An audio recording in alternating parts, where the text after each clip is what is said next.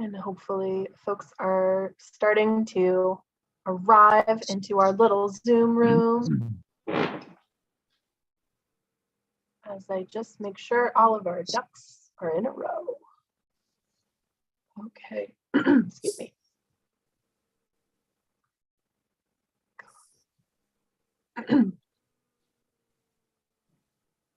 That button is...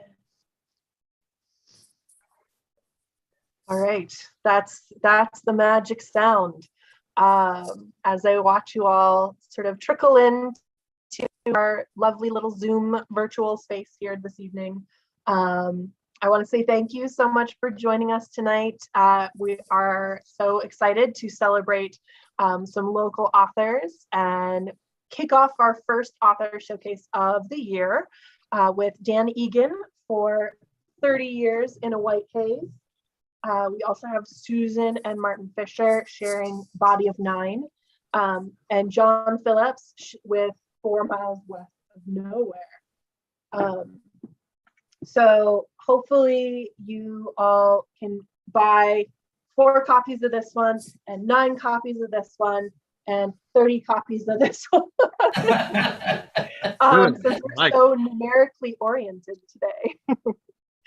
I'm your host, Jessica, here at Country Bookshelf, beaming to you from the ancestral unceded land of the Apsalaki Crow, Kootenai, Bitterroot Salish, Cheyenne, Shoshone-Bannock, Ocheti-Chukoan, Kalispel Pend South Piikani Blackfeet, Northern Cheyenne, Chippewa Cree, Assiniboine, Aani-Gravant, Dakota, and many more. We encourage those of you joining us from outside Bozeman and Montana to learn more about the land that you occupy and the stories of its peoples. Be sure to sign up for our newsletter to find more great events. You can also follow us on Eventbrite and social media. We've got some great Books in Common events coming up towards the end of the month for those of you that might be nature oriented. We will head out on the trail of the jackalope, and then we will be exploring intersectional environmentalism. So we hope you can join us again for those. Before we begin our discussion tonight, I want to let you know about a few things for our virtual space. If you didn't add a copy of any of our authors' books tonight, when you registered for the event, you will see some links popping up in the chat. Periodically for your convenience. We are live streaming tonight, so if you need to skip out early, you can view the recording on Country Bookshelf's YouTube channel, and you can catch up anytime. We've got more great virtual events there as well from our previous events, so give us a follow there too. As we go through the night, if you have any questions for our authors, you can submit them anytime. Just click the Q&A button at the bottom of your screen. You can also drop them into the chat window and we'll get to them as time allows. Of course, if you run into any tech issues along the way, typically the easiest thing is to exit and re-enter the webinar. If that doesn't work, do look for that live stream on our YouTube channel.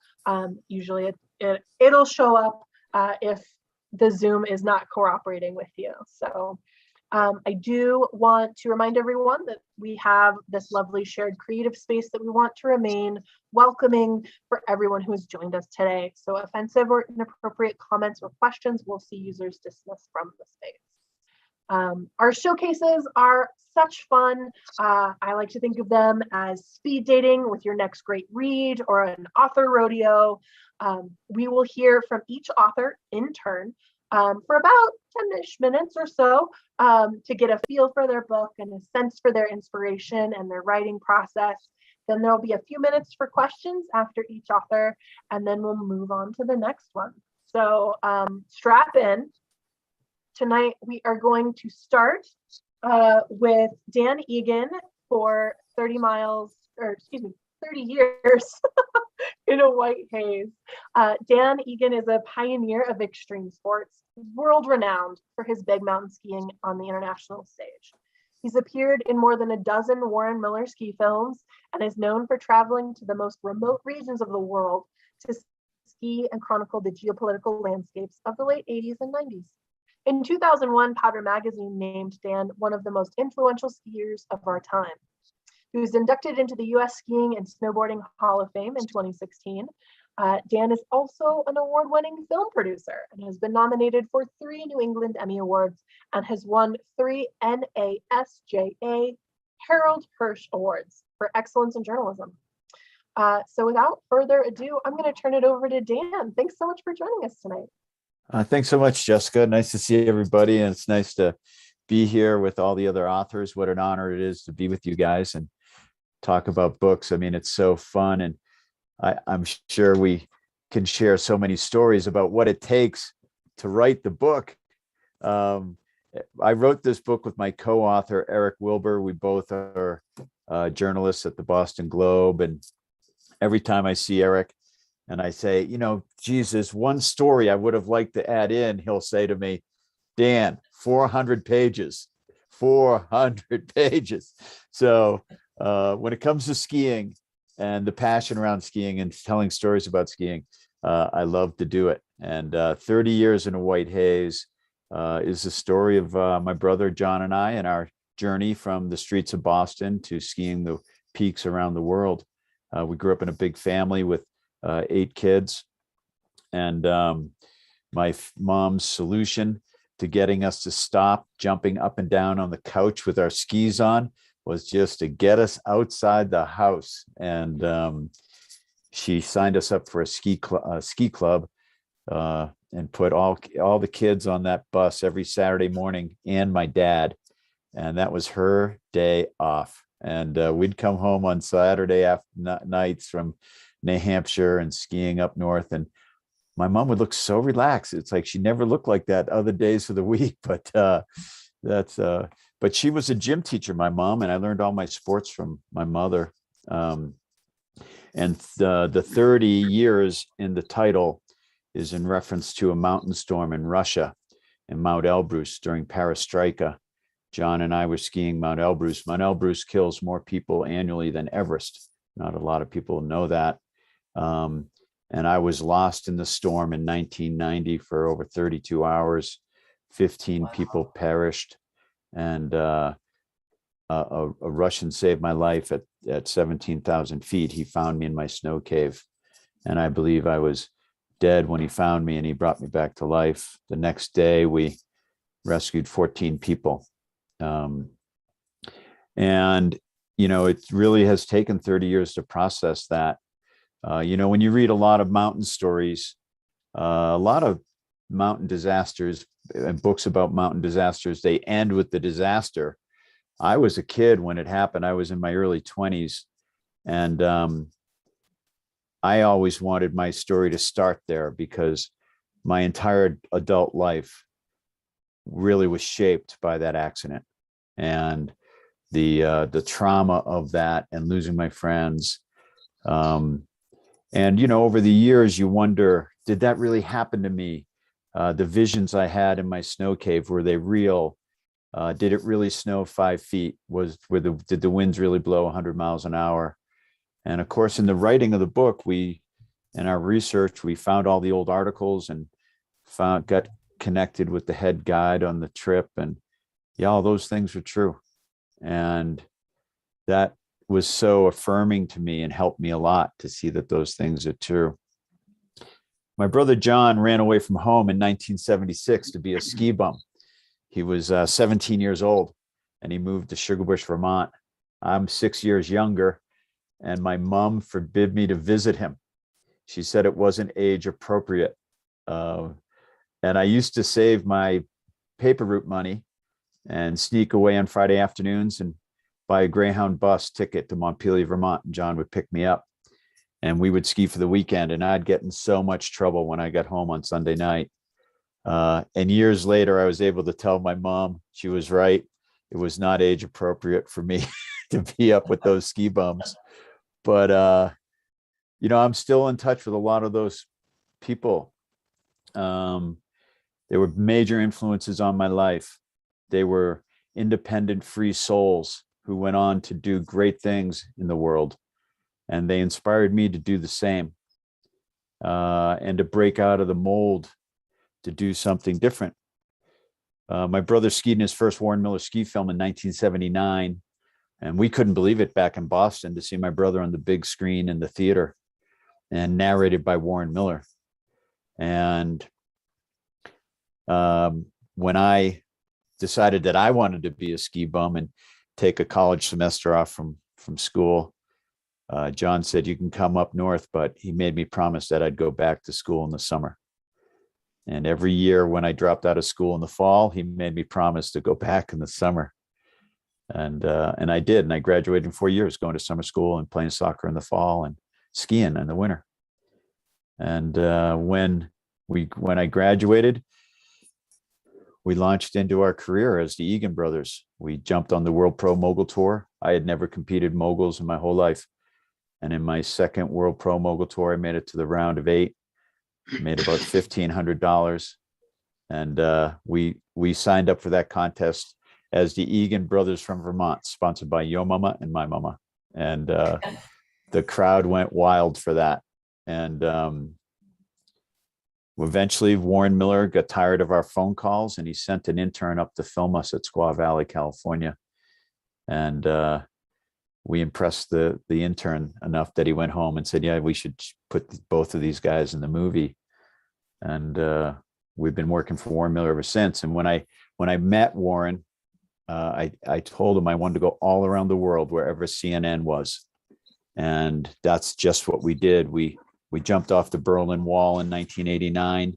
We skied with the Kurds during the first Persian Gulf War on the border of Iraq and Turkey. We were in Yugoslavia a week before the war started. And in the back of the book is the worldwide map of all the places we went around the world to ski and make the movies. And throughout that tale, we tell the story of Mount Elbrus. We weave it into that. And, the book is about family.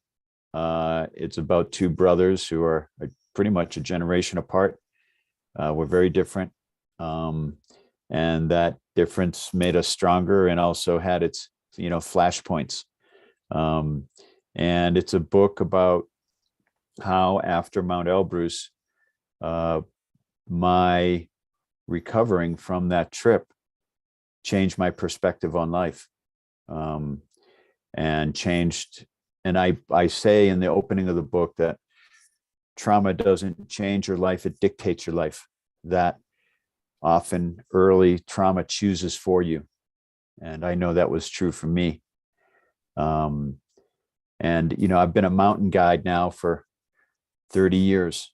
And there's not a day that when I'm in the clouds, I don't go back to that space of wondering, can I get everybody home tonight? And I think as a mountain guide, your job is to think about the worst case scenario. Meanwhile, everybody's thinking about the best case scenario, what's good for them and what a day they're going to have. And it makes me think back to my dad, because when my dad was waking us up at 5:30 on a Saturday morning to catch that ski bus and put all the kids in the family truckster and get us to the bus station, in the back of his head, he must have thought he was going to have a good day too. And there must have been motivation for him there to do that. My mom, to get all 7 kids dressed in the morning, would lay our clothing out in the order it was to go on. So at the foot of our bed, there was a pile of clothing. And if you started at the top and worked your way to the bottom, you would be ready to go skiing for the day. But if you started in the middle, there was hell to be had, because the stuff would be all over the place. So my mom was extremely organized. A big part of the book is also about sailing. My dad was a sailor, and we grew up sailing in South Boston, not Blue Blazer Yacht Club. It was South Boston Yacht Club. It was a rough, tough neighborhood. And I learned a lot about life at that yacht club as a young boy, and navigating the city streets of Boston during busing and in that time. And, my parents fostered individualism. They fostered to be independent and to to be able to carry yourself in all different situations. And I think that's what shines through in our story of how we went from Boston to skiing around the world. In 1993, I ran the 1993 Middle East Peace Ski, and I organized it through the UN. We were sponsored by the UN, Middle Eastern Airlines, and the American Arab League. And the goal was to ski the highest peak in Lebanon with one representative from every Middle Eastern country. And it's amazing to me today to think back on my ski career and all the places I ran around the world, and to think you would never go there today. You know, we thought in the 80s and the 90s that the world would become a safer place. And I'm sad to say that it didn't. And if you remember back of February 1993, that was the first World Trade Center bombing. And if you ever get to the 9/11 memorial in New York City, there is a panel dedicated to the ones that lost their life in 93. I had gone to Lebanon in 92, and Middle Eastern Airlines wouldn't fly me from Boston to Beirut. So they told me to get on a flight to London, go to the Damascus gate and wink and tell them I was going to Damascus, and they would put me on the Beirut flight. And they did. And when I got on the flight, I was the only American male on the flight. And any other Americans were women who had married Lebanese, and they all said the same thing: you should go home. You should not be on this flight. When we landed in Beirut, the airport was still pretty bombed out. The Holiday Inn had been still blown up from that terrible bombing where we lost the Marines. And I got picked up by a Christian Shiite who told me to hide in the back of the car. And then he took me to a fortified house in Beirut. And I said, where are we going? He said, the colonel wants to meet you. And we got to this courtyard. He said, you can get out of the car, but don't wander away. I'm going to get the colonel. And after standing there for a while, the colonel came out of the house and he said, Mr. Egan, my brother owns a gas station in Boston. And I said, the Shell station on Mass Ave? And he said, yes. And we became fast friends. And that's just one of the many stories that's in this book. It's a book about worldwide adventure, letting life unfold in front of you, family, and it's all driven by the passion of winter, which here in Bozeman and Big Sky, you know, it's all around us. Today was just one of those days where I wasted another perfectly productive day skiing on the mountain. And I've had so many of those, I can't count. But thank you for having me here, and check out the book, 30 Years in a White Haze. Thanks so much. Of course. Thank you, Dan. So if you haven't grabbed your copy of 30 Years in a White Haze, there is a link in the chat to give that a go. If you have questions for Dan, you can leave them in the Q&A section, leave them in the chat. I might kick us off here because I feel like it might also be a good segue. You do have a co-author for this, and I was curious if you would talk about your experience of co-writing a book and some of that editorial process, and like, nope, we can't put that story in there. Well, it was really a blessing to have Eric help me with the book. I had started the book 7 years ago and wrote down the title, had an outline for the book, had the intro for the book, had all the chapters lined out. And when my brother John and I were inducted into the Hall of Fame in 2016, Eric, who was a colleague of mine, reached out to me. He had written about John and I quite a bit over the years and said, hey, how about a book? And of course, I said, I'm already doing it. I'm good. And then I thought about it. I'm like, I'm not good. I don't think I can get this done on my own.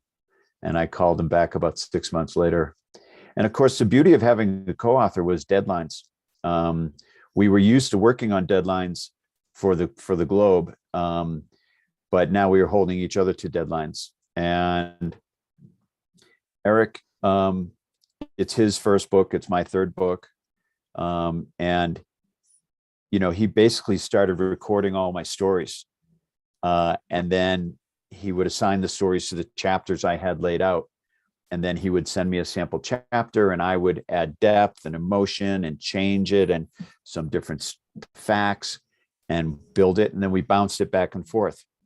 And the interesting thing was it became very emotional for me, because in the book we talk about everything from the trauma of Elbrus, my journey in recovery, my divorce, business ups and downs. So everything was in the book. And took me a long time to process certain chapters. And at first, Eric thought I didn't like the chapters, but then he realized, no, I was just having to process that. And it was very healing for me to work with him in that way. And it was good process, so that when we finally got to the final manuscript, I wasn't as emotionally attached anymore. I had kind of processed it so I could let it go into the universe. And, but yeah, no, thanks for asking. I mean, my last 2 books have been with a co-author, and I really like the process. Thank you. Well, it seems like our audience might be a little shy, so we might move on to our next authors for a moment. Also co-authors, Susan Bennett and Martin Fisher for Body of Nine. Susan is a lifelong student of personal transformation. With a degree in mathematical economics from Brown University and an MBA/and MA in finance and international management from the Lauder Institute at the Wharton School of Business, she pursued a career in management consulting, high-tech marketing, finance, corporate operations in Silicon Valley. When Susan's natural number 6 was first activated in 2002, she knew she had found her purpose. Understanding her purpose has led her on a long journey to study, research, develop, and write about this body of knowledge. And then, of course, joining Susan is Martin Fisher. He has been mapping his framework of human knowledge since he first learned to read. Born in the UK, he attended the University of Manchester, obtaining a degree in computation. Martin worked at Oracle and Yahoo from 1985 to 2000, and then ran his own technical and managerial business consulting firm. He turned his lifelong passion for aviation into a career by getting his air transport pilot license and spending 4 years flying corporate jets around the globe for rock stars and politicians. Martin, did you ever fly Dan? After learning that he had natural number 5 in 2007, Martin realized that his new role was to help others understand Body of Nine as a context that empowers us to live more richly and authentically. Martin partnered with Susan to take Body of Nine into the world. So without further ado, Susan, Martin, tell us more. I really appreciated Dan's story, and I want to tie it back to his story at one point. But essentially, Body of Nine is a book that documents our research. We've spent the last 12 years, and maybe 20 years, trying to understand what this discovery was about. We learned that there were 9 physiologically different kinds of people. And that was a little bit mind-boggling, and we didn't know what to do with it, but it felt true. So one of my stories in here is when I found out my natural number, it actually validated everything about myself that I loved that nobody else seemed to understand. And it turns out in families, natural number doesn't repeat. So in your giant family, Dan, none of you actually experience the world in the same way. So you don't express love in the same way. You don't take in information in the same way. Everybody is physiologically different. There's kind of an understanding in the world that either everybody's different or everybody's just like me. The truth is somewhere in between. We like to think of it that there are 9 different Earth suits that we inhabit. And we choose one of these Earth suits when we're born. And that Earth suit is how we experience the world for the rest of our lives. And this Earth suit, what we call your natural number, determines, shapes our physical reality, how we move, what we care about, what words mean, how we build relationships, do we care about relationships, and how we process data. So our world is set into, if you will, 9 different frequencies. And we can kind of connect to one of them just because that's how we're born. But understanding and being able to connect to that frequency better, and more excitingly, being able to access all the other 8 frequencies, really round out the human experience. And this book was the result of 10 plus years of experience working with 8,000 people. From around the world. From around the world. Yep. All races, all sexes, all sizes, shapes, colors. And it was very much, what is it that your reality is? So we took their stories, we distilled the stories down to their basic meanings, using each specific words, because the same word means 9 different things to 9 different people, disturbingly or excitingly, depending on how you look at it. Well, it's one of the reasons there's so much misunderstanding, because we're using language that for one person means one thing and for another means something different. So it's kind of a handbook for life. Your children are not like you. And if you're trying to raise them as you wanted to be raised, well, you're going to do a good job, but it's not really going to honor them for who they are. Your spouse, your partner is not like you. Yeah, we talk about this being your nature, and then we layer our parents and our experiences layer on top of this nature. And so it takes us away from what is really truly what we like to call your superpower. Yeah. So for example, natural numbers 1, 2, and 3, 4, relationship is actually more important than process getting things done. I mean, everybody wants to get things done. Everyone kind of wants relationship, but 1, 2, and 3, 4, relationship first. 5, 6, 7, 8, let's get things done. And if we have to be in relationship, well, okay. And I know this may sound strange to many of you, but my reality, as you heard, I grew up, I did my computer programming thing. I was at Yahoo, I was at Oracle, and I really went to computers because if I didn't like what they were doing, I could just turn them off. Can't do that with people. Can't do that with people. And I've learned by being able to activate the other energies in my body that I actually love people. I love hanging out with people. I love talking to people. And I never used to. Yes. And we live here in Bozeman, and we do identification. We call it identifying your natural number. It's a simple physical process, or we can do it on Zoom. So for example, we can look at Dan and say, okay, Dan's got a long face. He blinks, closes his eyes, blinks a lot. And based on the stories that he told, we would both guess that your natural number was 4, Dan. And I think one of the reasons you survived that experience on Aldous was because you're a 4. Because what 4 has is ability to go deep, deep, deep, deep inside. And you brought yourself so deep inside.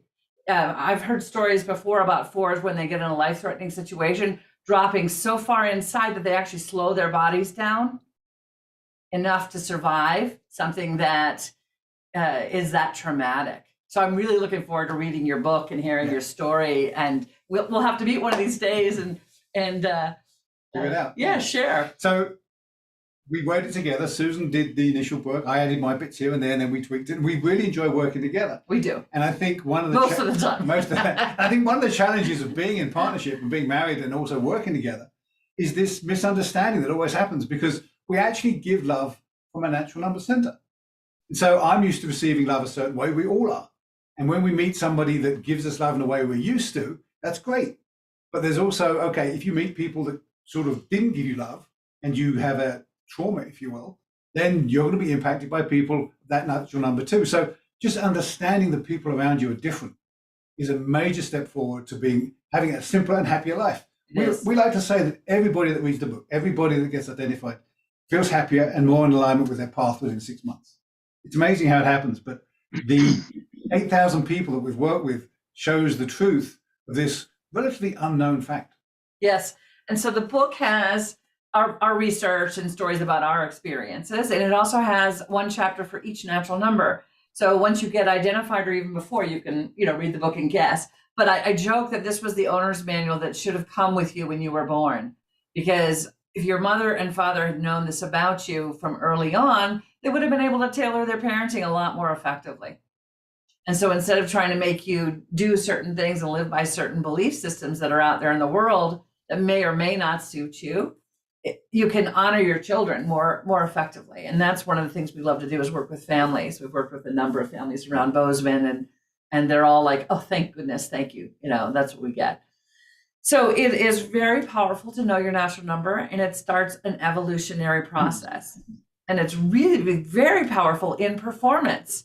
So for you, Dan, your movement area is actually in the lower body if you are a 4, which we're pretty sure about.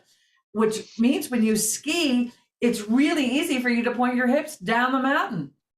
And it's easy for you to kind of stay low in the body, and your weight is relatively low. You can ski any natural number, but the way you ski is, I look forward also to watching some videos of you to see, because, our movement center is where the part of the body is where our movement is centered. So there are 3 that are in the head, 3 in the chest, and 3 in the low body. So 4 is the low abdomen, the bottom third of the abdominal muscles, where the movement and energy is centered. Mine is centered here in the chest. So when I ski, I have to actually really get those shoulders down to get my body around. And Martin, he just kind of floats down the mountain. Yeah. So our bodies do different things, and it affects how we perform. Also, knowing how to activate your natural number helps you to recover. So Dan, you probably were doing this your whole life long, is just really dropping into yourself, especially in challenging skiing situations where you're able to just be with yourself. It's probably like the peace of the mountain. I mean, it just takes you right in. I'm sure it's what you crave, that experience of just being in connection with all that is through the experience of skiing. I'm jealous, actually. So that is our book. Yes. Wonderful. Thank you. I'm curious, as you said 8,000 data points, data people? Yeah, we started in 2012 by going to Burning Man. And the fun thing about Burning Man is people want to have new experiences. And they don't wear very much clothes. And they don't wear, so we put up a sign that said, "Know your superpower." And everyone came and knocked on the door and said, "Please, I want to know my superpower." And they were just wearing, so we could look at the bodies and say, well, okay, these are the bones. These are the structures in your body that are actually helping support you. I'd stand in front of 100 people in a day, and I would start to see the micro movements that, like, everybody that had one natural number does this particular movement. And so it became very predictable for me. The way the eyes work, the quality of the eye, the face shape, the structure of the body, all are telling us all the time what natural number is active. And it's one of the reasons we moved to Bozeman in 2016, because we knew that the people here were open. It was a nice environment for learning. And we've had a lot of success and met a lot of great friends through doing this work here in Bozeman. Yeah, we're sure happy to get back out again. Around town. Yes. Yes. So, I mean, you can fly your own plane, so some of that travel sounds like it might have been a little easier. Not having to worry about flying with other people. I'm a bad backseat driver in airplanes. That is certainly true. Oh. I'm also curious how much of your personal number, like natural numbers, you had internalized before you started trying to write a book together, and how that pivoted your experience. Well, the first book that we wrote, or I wrote this one all by myself. It's only 100 and something pages, and it's just a brief overview of the 9, and then it talks about 9 practices. So what can you do with this? So as a result of doing this work, we have both learned to activate all 9 energies in our body. And we use those activations to build our relationship. And in terms of, then we take the parts of ourselves that are pertinent for the various parts of the book, because I will be talking about context. If you listen to what we've been talking about, I'm generally looking at the context, and Susan's talking about the energy, what's alive. And so the book very much splits between, okay, what's alive about what we do, and what is it? Does it make sense? Does it make sense? How does it fit into what we know about the world? Yeah. Because when I came into this not knowing anything at all about my 5ness, I had my ideas about how the world worked. And I think some of us do anyway. But understanding this helped make sense of, okay, this is why I think this way. This is why I experience the world this way. And then I realized that it wasn't something that I was trying to do by my parents. It just comes naturally to me. And my parents supported me in the way they could. So when we write articles and write books, we both approach it from a different viewpoint. But the magic happens when we do things together. Yeah. Usually, anytime we write together, one of us will take lead, and we'll come up with a topic together, and then one of us will write the article or the book or whatever it is, and then the other one will come in and just rewrite under the same path. And Yes. whatever comes out is always way better than any one of us would Yes. do on our own. So. Yeah, and we also, when we're writing about the 9, any of the sections about each of the natural numbers, we also got people of that natural number involved. So it was proofread and edited by a person of each natural number as well, so that we were sure that our language was going to resonate for all 9. And when you read the book, you'll find that the chapters on the 1 through 9 actually sound different. There's a different voice on each of the chapters because they're literally speaking in a different tongue, if you will. Right. Amazing. Well, thank you.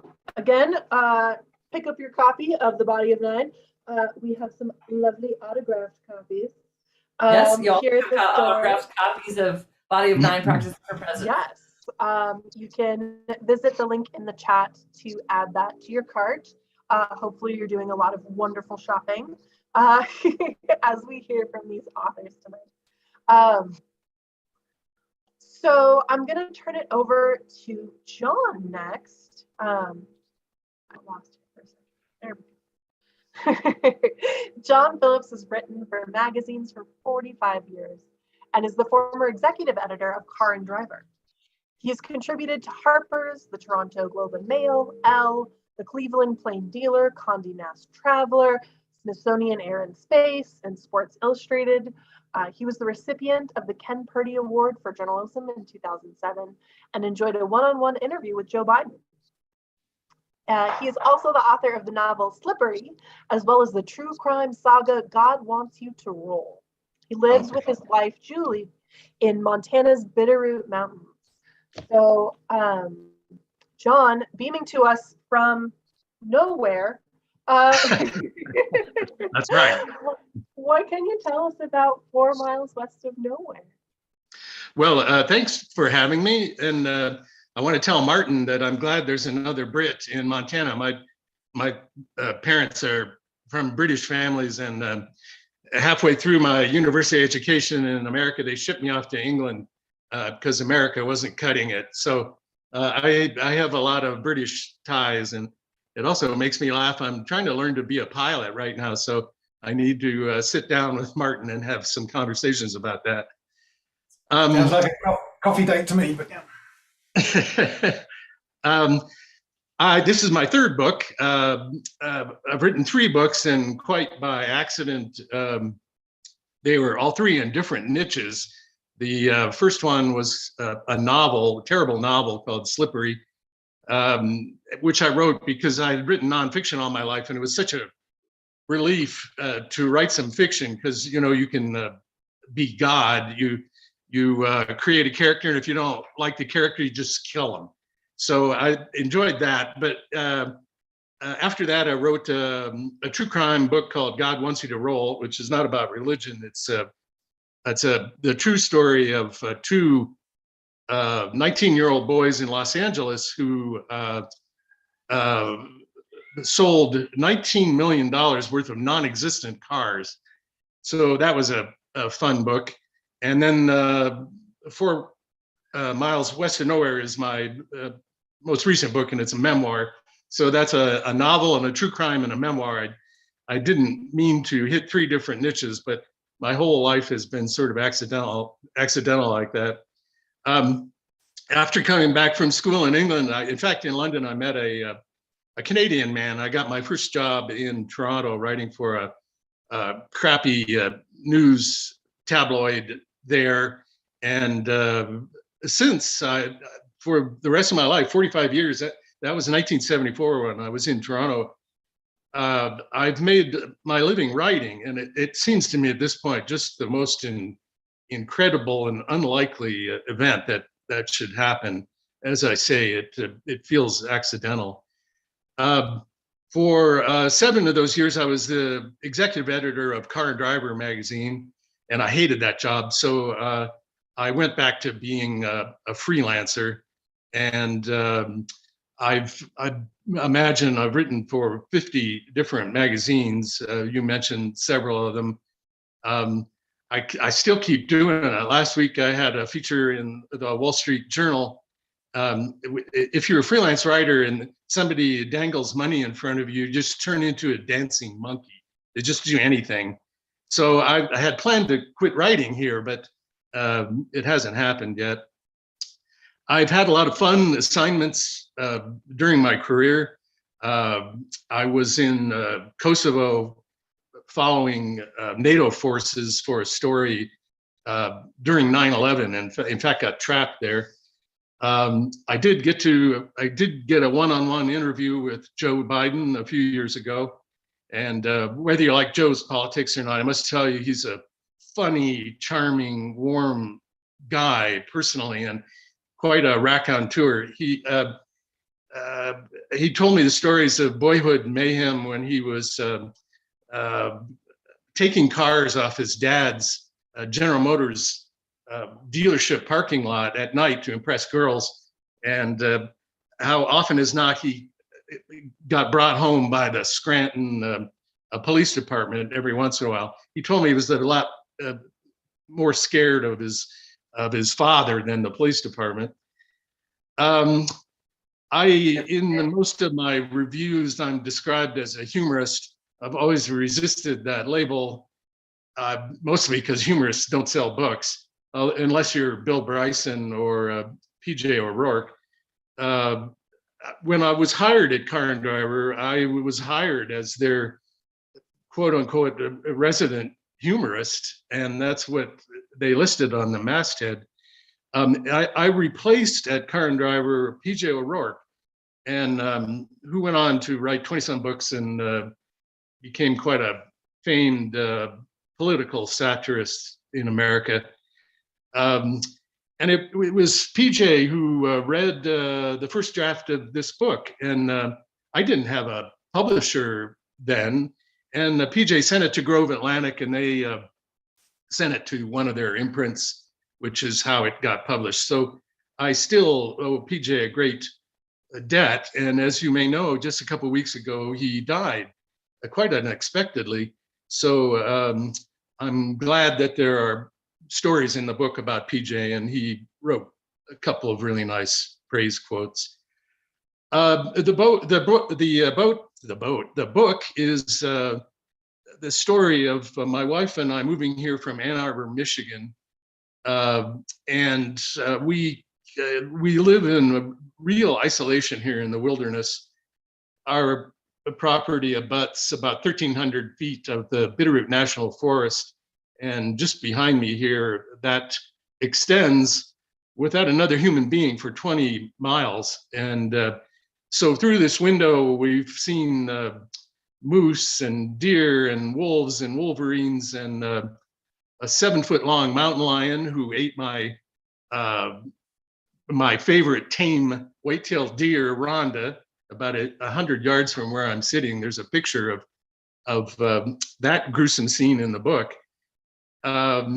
We came here to retire looking for peace and contentment. Both Julie and I are city people, but we had really tired of having professional lives in the crush of humanity. We've always lived in big cities. And so our idea was to find serenity, that we would come here in an isolated spot. We may have gone too far. We occasionally get trapped here for a week at a time. Yesterday, it snowed something like 20 inches here, and I thought we were stuck again, but we actually got out today and saw human beings again. The book is it's 60-some short chapters of mostly the disasters, the self-induced disasters I created living here, coming so unprepared.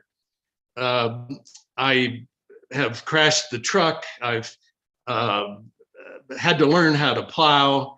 I've had to learn how to cut down trees with chainsaws. These are not city boy attributes. We've had various electricity and water and gas famines here that just one small catastrophe after another. So I chronicled those in the book. Also the eccentric people that live in my little one-horse, one stoplight town of Darby, population 400. As is probably true of every small town in America. There are a lot of eccentric people here, and now they point at me as if I'm one of them. But they're funny. One of them that comes to mind is our own Marshal Larry, as we call him. He's been the lone one-man police force in Derby for 30 years. No one's ever voted for him. He elected himself, and he's a growling, frowning, irascible guy that's always looking around for crimes in a town that doesn't have any crimes. But he's one of the characters in the book. He's a modern-day Barney Fife from Mayberry, and there are a bunch of other people that live here that are like him. As I say, the other, perhaps fourth of the book was discussing how Julie and I sought for serenity here, and I'll let you read the book to find out if we found it. I am often asked, this life of 45 years of writing and doing nothing else, people ask what that's like, and I have a standard answer now, and the sentence I've made up is that writing is like being a prostitute. You work in the dark and you get paid poorly and you meet a lot of unfriendly people, but it's something that might have been fun if it had happened under different circumstances. So that's my story, and thanks for having me, and I will answer any questions you have. Wonderful. Thank you very much. Again, that's 4 miles west of nowhere. Can you get 5 miles west of nowhere? Easily, but if you go a few more miles from here, that would be Idaho. And actually, we didn't even know till we moved here that there's a road from Darby that goes in deep into Idaho. Well, it goes 103 miles, and there is not a trace of human habitation in that entire length. Julie and I have driven it, but it is, I would dare say there are very few people in America that know there's it's the Selway wilderness here to our west that extends from this door to fairly deep into Idaho.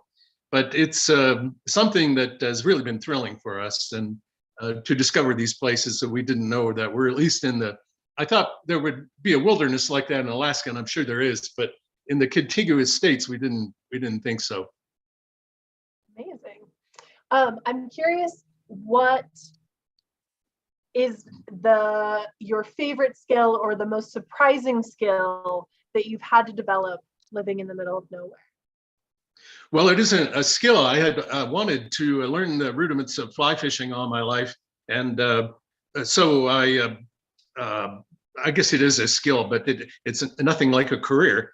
So I signed up for fly fishing lessons, and who should show up but a former CIA agent named Bruce Hemmings. And Bruce taught me to fish here as he smoked one cigarette after the other, and told me about the weapon systems that were in the Middle East. It was a very strange experience to be in the middle of one of the most beautiful rivers in the world with a CIA agent. And that's in the book. I'm like that. I feel like we've talked about a book like that on the show before.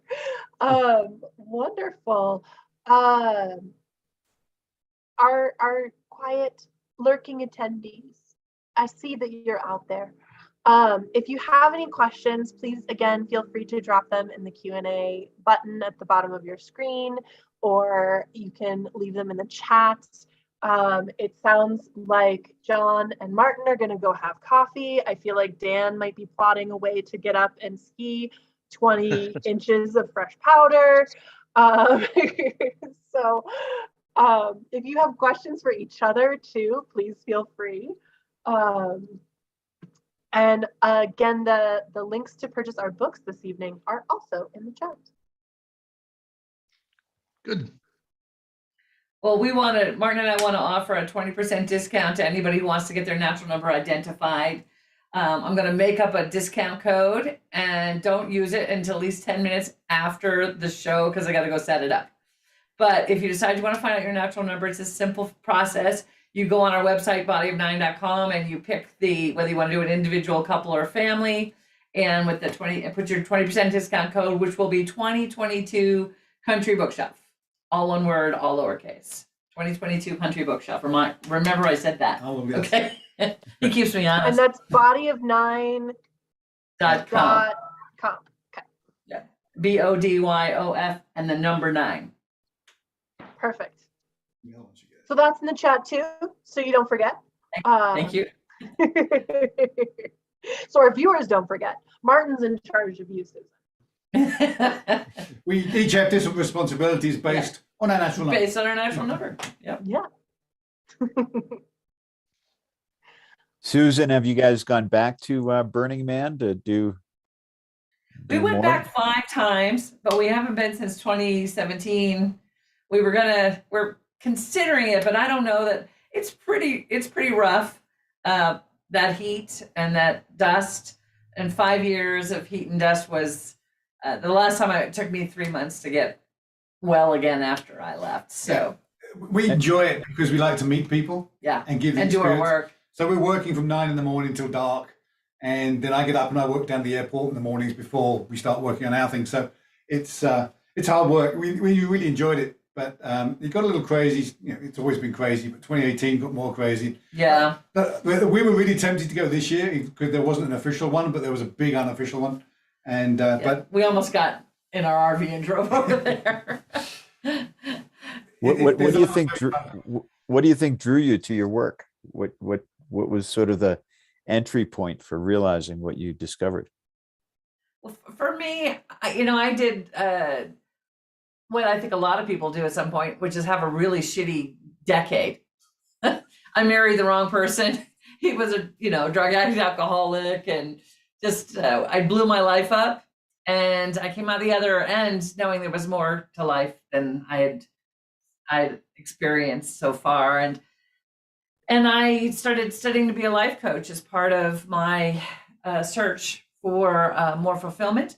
And when I found out my natural number, it just, like I said, it explained all these experiences. When I was a kid, I grew up in Europe, and my experiences in the cathedrals and museums were alive in a way that it didn't seem anybody else in my family was experiencing. And I had never understood those experiences until I found out, like, oh, of course, as a 6, I feel everything all the time, can't escape it.